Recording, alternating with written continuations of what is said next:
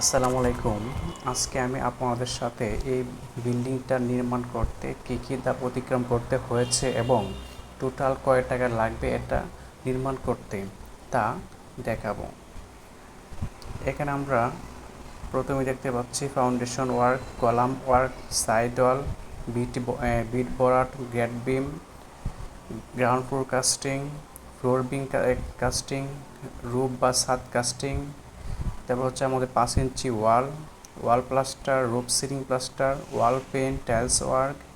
তারপর হচ্ছে window tie, window grill, electric materials, uPVC door, wooden door, main door, steel gate, balcony grill, materials carrying cost এবং others যা আছে variety এবং total labour cost সহ আমাদের এখানে টোটাল ব্যয় পড়বে 27,89,429 টাকা।